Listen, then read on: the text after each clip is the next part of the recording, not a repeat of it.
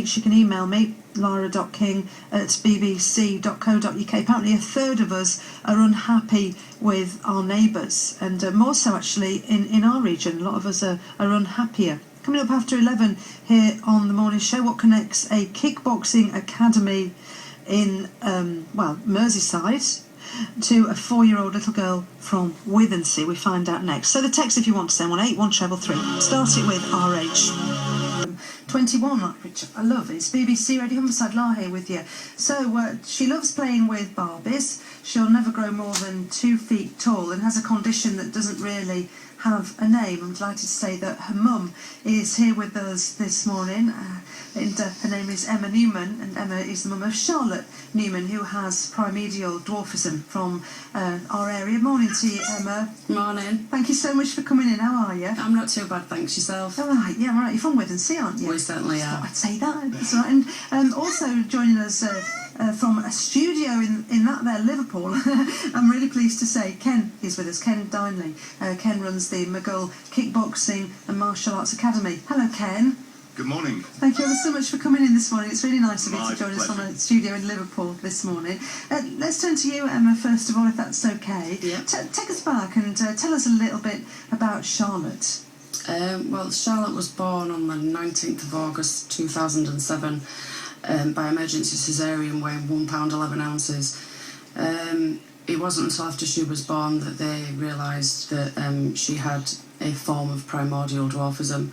Her life since then has basically been an array of hospital appointments, and obviously our yearly trips to the Walking with Giants Foundation, and her health, I suppose, is okay for herself. She suffers from a condition called Caroli's disease, which is where her biliary tree in her liver is consumed by cysts. And obviously the flow of the bile through her liver doesn't flow properly, which means that she'll be on medication for life.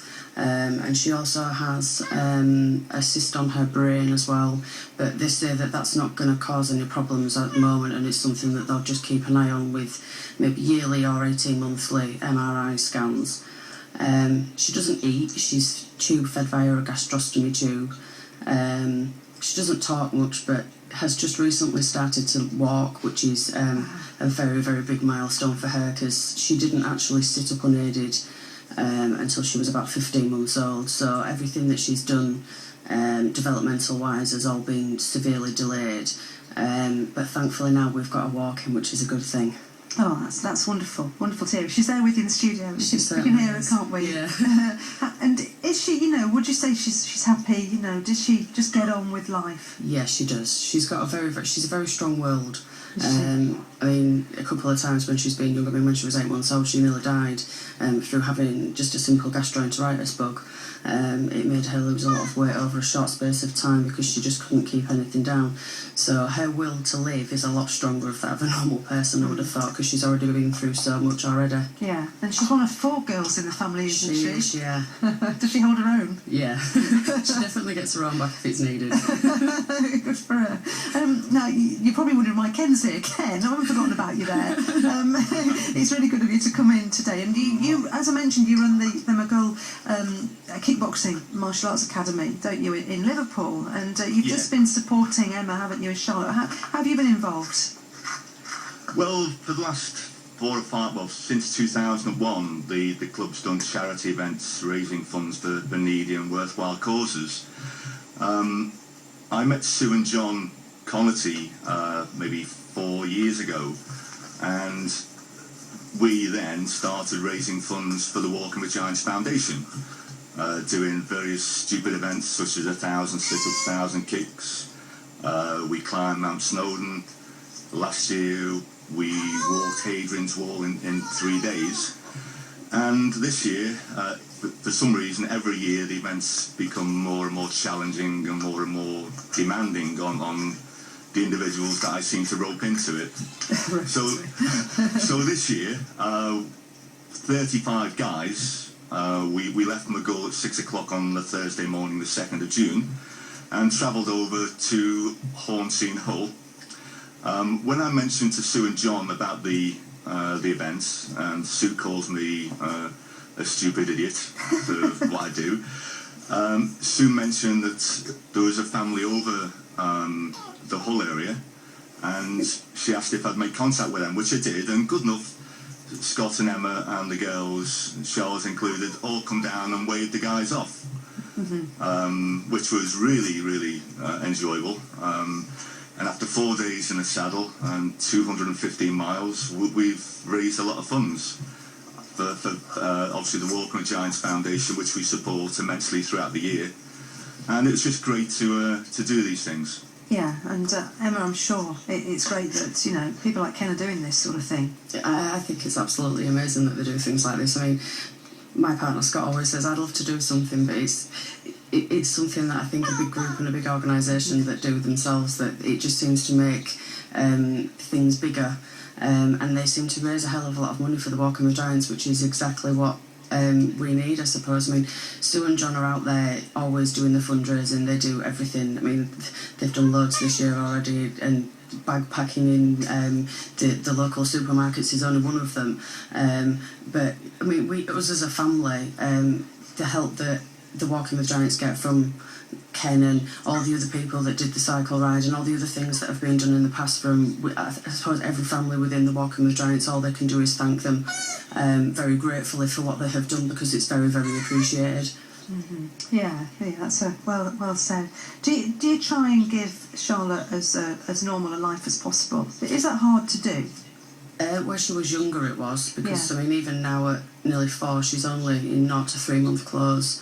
And weighs, the last weighing was £8.4. So I mean, she is only very tiny, so it is hard with her age to make her to actually make her be her age because of her size. But she attends a mainstream nursery 5 mornings a week, which she thoroughly enjoys, and has brought her on in leaps and bounds since she started there. I mean, when she first started there, she was only doing a couple of hours a day, but now she does, you know, the 3 hours a day, 5 days a week, and she loves going there. She's made friends. She's actually learning to learn now, which is something that has taken a long time to get into her, that she needs to learn things. But now she's also got the knowledge and the understanding that she hasn't had. She's got that as well, so... Yeah. Will she never grow taller than 2 feet tall then? Is that right? She is over 2 mirror, feet. won't you? Well, she's over 2 feet tall now. Right, okay. She's 2 foot 2 inches now. All right. Which is bigger than what we first anticipated. I mean, there is no... Because they're undiagnosed in theory, she has a form of MOPD, but they're not too sure which one it is. So when they find that out, then they'll have more of a rate to go by, what she will go to and what weight she will be. But at the moment, they call her, she's one in her own, because she's got so many different complex needs that come from the different types of MOPD that are already out there. So they're saying that she's one on her own at the minute, so they won't know what height she will be fully grown, I suppose, until she gets fully grown, which is... I say that the world's our oyster now. Yeah, absolutely. Oh, with a mum like you, you know, gosh, you know, you're quite something. You really are. You know, it's quite something. And what about her sisters? How do they? I mean, presumably she's just sister, isn't she? Yeah, she there's is. Nothing else about it. They know that she's smaller than normal, which I think it's quite obvious to see that.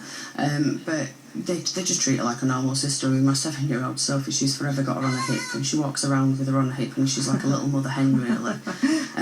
But the older two tend to... they're very good with her, but they tend to, now that they're used to her and they're at the older end, because I mean, one's 14 and one's 11, so they're not as playful with her as what the 7-year-old is.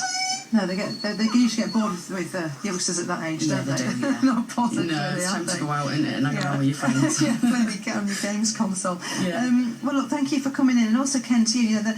Emma's amazing, isn't she, Ken? As is, little Charlotte, who we can hear there in the background. Absolutely wonderful. Yeah, it really is. Ken, thank you so much for coming into the studio there in Liverpool. It's really good of you. My pleasure. Thank Emma, you so much. Yeah. Tell Scott we'll rope him into next year's challenge. Right, there you go. We can't get out of it now, can he? No, we can't, definitely not. Brilliant. Ken, that's so nice. Thank you for coming on. Really good of you. My pleasure. Thank you, Ken. Have a good day. You see Ken Dinley there. Ken runs the McGill Kickboxing and Martial Arts Academy in Liverpool. Great that they can support you, Emma, really. It certainly is, yeah. It really is. Thank you so much for coming in. Thank you Bringing very Charlotte much. in. Give her a big kiss for me, won't you? I will do. Thanks very much. Take care, hon. Thank Thanks. you. Bye. That's Emma Newman and Charlotte Newman, who are from Withensea. It's BBC Radio Humberside.